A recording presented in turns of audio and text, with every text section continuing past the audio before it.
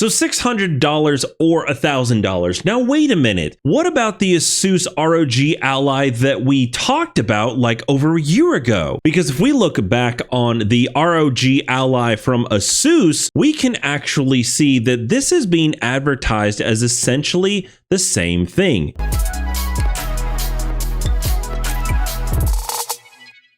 Hey everybody, thank you for coming into the Xbox basement. We are going to go ahead and tackle the ROG Xbox Ally. Now I know what you're already thinking. Wait a minute, wasn't this a thing that came out like a year or two ago? That is exactly what I thought when I saw this reveal trailer. So of course, the biggest thing that everybody is talking about and the way that this is being sold is that it is a portable Xbox. Xbox has finally produced their portable Xbox that we've all been looking forward to since what, 2006? When those rumors first started swirling with what the Xbox 360, I think is what they were doing. Everybody knew that we needed some sort of competitor with the PSP and some sort of competitor with the Nintendo DS. So it's just a natural expectation that Microsoft, the newest player to the game, would produce a portable device. Now we're gonna go through some of these features. I'm not gonna do like a tech spec breakdown. Why? Because we all know that this thing will be absolutely powerful enough to handle anything that your current console can do. We are going to look at some of the functions that are going to affect you as a person playing Xbox on the go. So number one, we actually need to know what this is. What is this thing? Because it's easy to look at it and go, oh, that is a portable Xbox. However, that is not what it is. We're looking at the Ally X and we can see that the operating system is Windows 11 Home. So that tells me that this is more like a Steam Deck, right? That's what this is more about.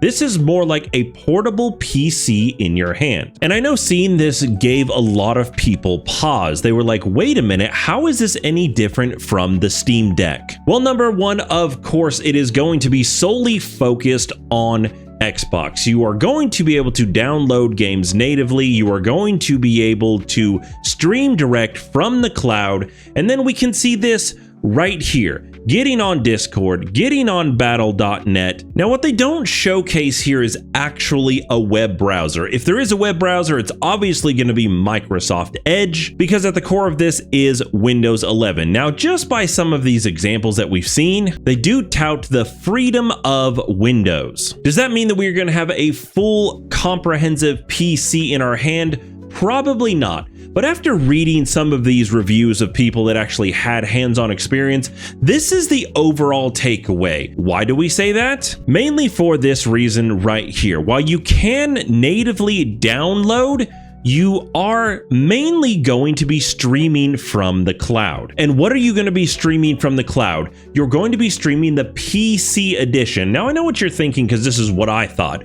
Okay, why is that a big deal? It's not going to be that different of a version. Here's kind of the kicker with it. Your saves that are for your console editions may or may not come over. So yes, you could be X amount of length into a game, and then now that you're playing it on PC, you may not actually have access to some of those. Now we know that this streaming from the cloud thing is absolutely nothing new. Xbox has been pushing more and more into this. Now there are two models available of the ROG Xbox Ally. You can get the top end for about $1,000 right here on Best Buy, and you can get the base model, that's what I'm choosing to call it, for only $600. Your Ally X is going to come with 24 gigs of RAM, while this one's only going to come with 16. Your base model is going to have 512 gigabytes of storage, and your X is going to have 1 whole terabyte. So $600 or $1,000. Now wait a minute.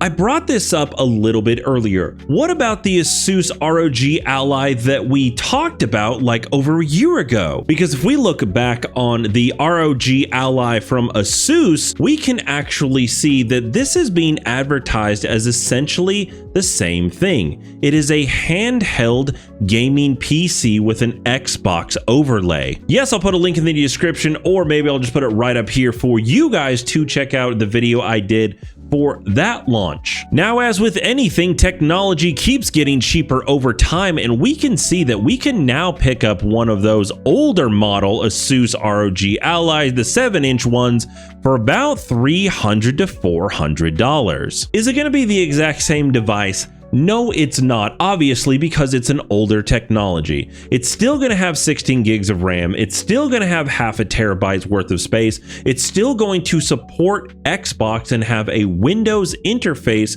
just like their newer models. So here's the real question.